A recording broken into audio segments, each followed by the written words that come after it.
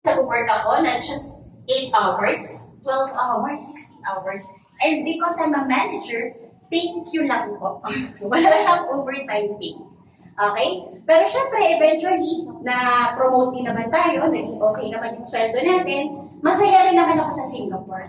Kung familiar kayo, no, okay na okay po talaga sa Singapore. Malinis, okay. Wala po akong ano yun. Yun nga lang, syempre, nagbago yung pananaw ko sa buhay nung naging mother na ako. Kaya tinatanong ko kanina, yung mga momshi na kagaya ko. So because of that, nung nagbago na yung buhay ko, syempre during my pregnancy, no, nandun ako sa Singapore, ang hirap ng buhay. Nag-work ka, pregnant ka, good thing, yung mga katrabaho ko, kapalus ko na. Kasi 6 na to na kahungin doon. Diba? And nung umuwi ako sa Pilipinas, saka nakakita, tinatawagan ako ng boss ko. Pinapabalik na ako, sabi ko, boss, kuntis pa ako. O, di ba? Ganon ka, hindi yung workload. Kasi nga, yung ginagawa ko noon, kaming dalawa lang ng boss ko ang may access kasi I'm next to her. Actually, I'm supposed to replace her. Ako na yung susunod sa kanya. Sabi ko, hindi. Kasi doon, imbis na ma-excite ka sa promotion, alam mo lahat kami mga Pinoy, ayaw namin ma-promote. Kasi madadagdagan ang sweldo mo, pero yung stress level, may goodness. Ang taas. Alam mo yung off day, dinadala ko yung anak ko doon, no? Off day ko, pero nasa phone po ako. Pupunta lang ako doon, magpipicture, ningiti, tapos nasa phone na naman ako. Saka nakakita ng ganun. Halos hindi ko po ma-enjoy yung pamamasyal. So, nung time na yun, no, dinala ko yung anak ko sa Singapore kasama si Mentor Sam, tsaka mama ko. And naalala ko, isang gabi, yung anak ko umiiyak. So, syempre ako, pagpatitik ako gatas. Yun nga lang, gabi po yun na madilim. Gumapang siya, papunta sa mama ko. Ibig sabihin, yung scent ng mama ko hinahanap niya. Hindi ako. Kasi hindi naman niya ako pinalaki kasi. And that's the time that Mentor Sam told me na, alam mo, dami mo nang nami-miss out na milestone sa buhay ng anak natin. Mag-resign ka na. Tapos din niya pinaliwanag sa akin, sabi niya sa akin, you know what, sa mga bata, love is not spelled L-O-V-E. Love is spelled T-I-M-E. Time. So doon ko na-realize na, oo nga, hindi ko na mababalik yung oras na nawawala. Kumikita ako ng malaki, pero napapaya ko na yung anak ko. So right then and then, nag-resign na po ako. But that time, Mentor Sam was actually involved into another network marketing company. Hindi pa po I Am Worldwide. So we were traveling as a family, and that time nagpunta kami sa Brunei. Nung nasa Brunei kami, doon ko po na-discover ang I Am Worldwide. At sabi nga ni Mentor Sam, kung kayo po may nag-invite sa inyo, sa akin po, nanood na ako sa YouTube. Actually, same na same po yung presentation na pinakinggan nyo kanina, yan din po yung presentation na napakinggan ko. Ang pinagkaiba nga lang, kayo po nakikita nyo yung produkto, no? Ako po, hindi ko pa nahawakan yung produkto. And yan, interesado na ako. Narinig ko lang na, ito pala yung barley na ininom ni Miss Maritoni. Eh, alam ko, ito siya yung may cancer na gumaling. Doon pa lang solved na ako. I didn't even ask na, ay, padala mo. Hindi, wala po. Kasi nga, sa YouTube lang, wala rin po akong na-meet na personal na magpapaliwanag sa akin tungkol dito. So that time, very skeptic si Mentor Sam. So familiar ba yung mga ano, no? Yung mga, pag yung asawa, kontra, ayan, galong-galong po yung sitwasyon natin. So sabi ko noon, syempre sanay ako, kumikita ko. Sabi ko, ang paniwala ko kasi, hindi pwede na isa lang yung kumikita sa amin. Kasi sa panahon ngayon, ang hirap na po ng buhay. And bilang isang may bahay, sabihin na natin, mabuting may bahay. Di ba? Tayo ang ilaw ng tahanan, mga mommies, no? So sabi ko, kailangan may income din ako. Hindi ako pwede na nakaasa lang sa asawa ko. So naghahanap talaga ako ng opportunity. And nakita ko nga po ang I Am Worldwide at nakita ko yung just for you bonus. Diba? Sabi ko, wow! 4 lang yung kailangan ko. 4 lang. 4 lang na masipag. Grabe. Samantalang sa work ko dati, hindi lang naman 4 yung katrabaho kong Pinoy. Diba? Hindi lang 4 yung kakilala ko. Eh sa Pilipinas na, magkano lang sweldo ko, pero ang sisipag ng mga kasamahan ko. Eto, 4 lang. Actually, mga estudyante ang sisipag. Mga negosyante ang sisipag. Diba? Teachers ang sisipag. Sabi ko, dami ng kakilala, 4 lang. Sabi ko, kaya ko to. Sabi ko, ganun. Pero, eto na po. Ako po ay mahiyain talaga. Sobrang mahiyain, di ba? Napansin niyo ba, nag-CR pa ako bago ako mag-talk, no? Kasi parang kinakabahan po ako, natatawagin ako. Ganun ako kamahiyain. So, sanay po ako sa Zoom. Dahil during pandemic, nagsuzoom lang, no? Or mga table talk. Pero pagka ganito, medyo mahiyain lang po tayo. Pero, kahit pala mahiyain ka, pwede naman pag ibalik kami ng business. Okay? Yes. So, nung nakita ko to, eto na. Nakita ko yung puhunan. So, syempre, si Mentor Sam, kontra. So, ano pong ginawa ko? Ang ginawa ko noon, tinawagan ko yung best friend ko na nasa US. Okay? Nurse siya sa USA, sabi ko sa kanya, pautang ng 100,000.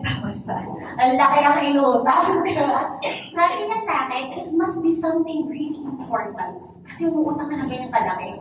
Bakit gano'n yung sinabi niya? Kasi wala akong history na nangungutang. So first time na umutang ako, sabi niya, it must be something really important. And good thing hindi siya nag-ask kung para saan. Kasi baka kung tinanong ako at sinabi kong para sa network marketing, baka hindi ako pautangan, di ba? So wala, nagpadala lang siya, very blessed, makapag-friends at pwede mautangan, no?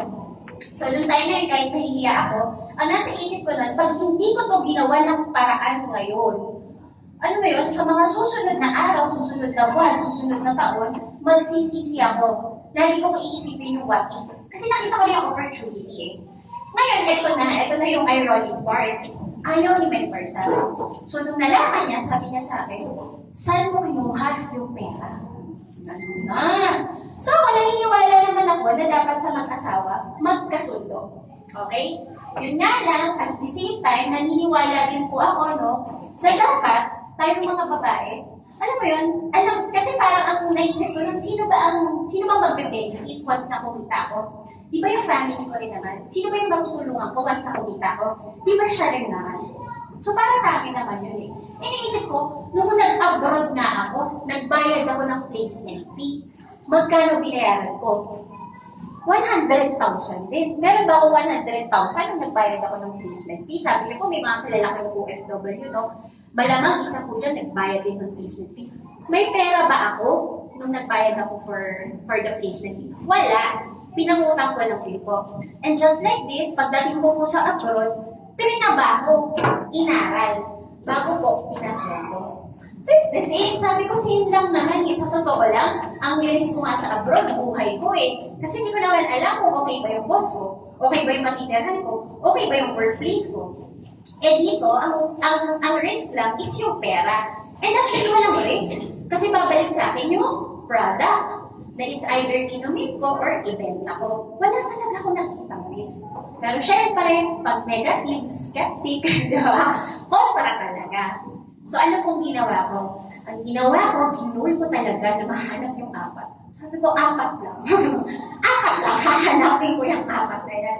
And thank God, nahanap natin, no? May apat na naniwala sa atin. Sa bawat natin. At hindi na tayo ng 190,000. Nabawi ko ba yung 100,000? Yes. Bawi? Yes. 100,000. So sa tingin nyo, anong reaction ni Mentor Sam na nakita niya may 190,000? Yun? O, di ba? Positive na. Ayaw ba kung negosyo lang pinasok mo? Kasi, kung familiar po kayo sa ibang ibang network marketing company, marami kang dapat kausapin. Kailangan maraming tao bago mo mabawi kung ano yung nilabas mo. Parang hindi naman niya nakita na gano'ng kadami yung kinausap ko. And yet, nabawi agad. And yun po yung kagandaan sa negosyo ko. Sabi ko, wow, ang ganda ng business. So eventually, nakasama ko na rin si Mentor Sam. Ngayon, ito po, no, sa akin lang, naniniwala po ako na lahat ng nandito ngayon, no, may purpose si God kung bakit tayo nandito. Naniniwala ka ba? Yes! Take ang pagkakapunta mo dito. Naniniwala ka ba? Sige na, pakisabi nga ako sa katabi nyo, I am blessed. I am blessed! Yan, yung mga hindi nagsabi, baka, naririnig tayo ni Lord, bibigyan natin ng chance, isa pa. Kasabi ko, I am blessed. I am blessed! So, naniniwala ka, no, sobrang blessed tayo. And the mere fact na nandito tayo, isang malaking blessing ito ni Lord para sa atin, no. Naniniwala rin ako, hindi aksidente na magkakasama tayo at naririnig niyo po ang opportunity na to. Ngayon ganito, sa totoo lang, no, sa dami ng naranasan namin, sa dami na rin na napuntahan, naranasan na rin naman natin kumita, ako, nasa point na ako in life na okay na ako. Okay na. Pero why am I still doing this business? Sabi ko kasi, itong negosyong to, hindi lang naman para sa akin. Itong negosyong to, sa totoo lang, nagtrabaho ko ng matagal, no? Nagtatrain din ako ng tao kasi nga manager ako.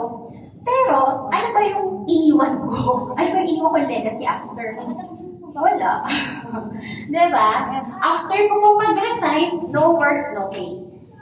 6 years ako nandun, pero syempre, wala namang work na nag-resign ka lang, papasweldoin ka pa rin after. Kaya sabihin natin, top manager ka, top sales ka, wala pong ganon. Ang maganda kay I am Broadway, no? Eventually, parang kasing nagtatanim dito. Diba? Yun nga lang, hindi siya kagaya nung magtatanim ka ng munggo, tutubo na agad. Para ka nagtatanim ng mangga. Yun. Na it will take some years, pero as you nurture it, once na nagbunga na, Upline ko yan. Grabe. okay? And that's the point ko kami Upline ko yan. products pa lang. Products pa lang. Grabe. Akala ko sumisweldo, nakagaya ng sweldo ko, nung nasa Apple ako. Maganda Yun. yung ganun. Diba? Ang ganda, no? Yes. Ito yung negosyo na nakatulong sa amin during pandemic. Kasi naranasan din namin yung, alam mo yung rock bottom ka. Naniniwala ko lahat naman, marami sa atin yung talagang during pandemic, no, nahirapan din talaga. And very thankful ako kasi doon na-open yung mind ng mga tao, no, na health is really wealth. Yes. So dahil doon, mas lalo po talagang lumakas. So ibig sabihin, ito pala yung business na pwede mong gawin, pandemic-proof. Diba? Kasi health-related siya eh. And ngayon lahat ng tao, open na yung mind. Even yung mga celebrities nga eh, kaya kapag pinuntahan niya si Miss Mariel Padilla, nila live selling na to. Sina Miss Liza Soberano, ginagawa tong business na to. Diba? Ganun na ka-open-minded. Eh kung tutusin, sabi ko, wow, ito yung mga yayamanin na. Diba? Celebrities na. Sino pa ako para hindi gawin, diba? And nakakatawa po dahil eventually, habang ginagawa natin itong business na to, nagkaroon na tayo ng members, Luzon, Visayas, Mindanao, and most especially, yung mga nasa international. So mostly po talaga, actually yung mentor mentor Angie, is from UK. UK. Yung mentor niya is from Norway. Yung Wow. mentor ng Norway, Sweden. O, di ba? At yung mentor ng taga-Sweden. O, di ba? Hindi na namin sila kilala, and yet, kumalat na talaga. And during that time, ng pandemic, Zoom lang po namin ito ginagawa. Nakakatuwa ngayon kasi face-to-face na, no? So, mas malaki yung opportunity. And ang maganda niyan, kasi pwede siyang gawin both. So, kahit mom pala, nakagaya natin, busy-busy tayo, pwede pa rin palang gawin yung negosyo.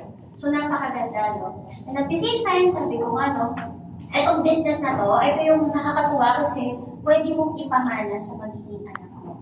Diba? And at the same time, nakakatulong ka, hindi lang sa health, kundi sa opportunity rin. Alam mo, nararamdaman mo yung purpose mo. Diba?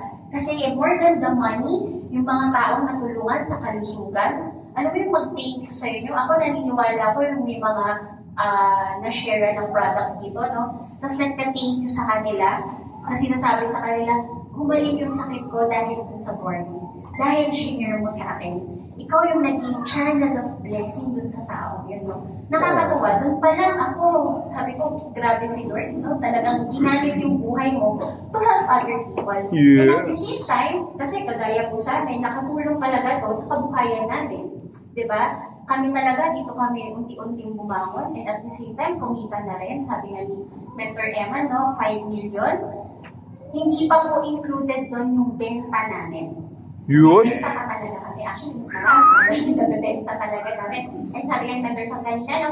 Isang box is 500 pesos. So isipin nyo na lang kung magbibenta kami ng 10 boxes per day na lang. Diba? Hindi pa po yun kasama dun sa 5 million na ni-mention ni Mentor Emma kanina. So ngayon, ganito po, no? Ako isa na lang yung before I end, kasi may program pa tayo after this, and para makakain na rin po kayo. Ito na lang, no? Tayo, I'm sure, no, marami rin tayong pangarap para sa mga pamilya natin. Yes. Diba? Kaya tayo nandito, nangangarap tayo, hindi naman tayo tumitigil eh, diba? Hindi naman yung parang, okay, ganito na. Minsan kasi pag tayo lang, okay na ako, masaya na ako. Pero pag titignan mo yung pamilya mo, yung parents mo, yung mga anak mo, you want them to dream bigger for them. Hindi lang naman para. Tama eh. Sino ba yung ayaw na magkaroon ng magandang buhay ng mga anak? Diba? Tama. Ano ba gusto natin ipamana sa mga anak natin? Diba? In time na tawagin na tayo ni Lord, ano ba gusto natin ipamana? Alam ko ang pera hindi natin madadala sa langit. Pero pwede natin ipamana sa pamilya natin na maiiwan. Tama. Diba? Eh nakikita namin dito, na sa negosyo to, hindi mo na kailangan na lumayo ka sa pamilya mo. Yes. Ito ginagawa namin, no, nakakatuwa na lang na we're actually doing business and we're just helping out. Alam mo yun, gano'n na lang siya. Nag-e-enjoy na lang kami sa ginagawa namin right now. Hindi ko po sinasabi na madali. Of course, marami rin kami pinagdaanan, no? Ang nakakatuwa lang, worth it po lahat ng pinagdaanan. So sa Yes. negosyong to, aralin mo ng mabilis, gawin mo ng mabilis, pwede talagang kumita. At alam ko, sa team na to, napakarami na rin talagang nakabawi. Yes. Kaya maririnig natin yung mga nabawi na rin yung puhunan nila. So ayun lang po, no, para ma-award na rin natin. Hindi ko na po Yes. Mentor Emma, thank you so much po sa lahat ng umatin. Woohoo! Bigyan ko natin ng marami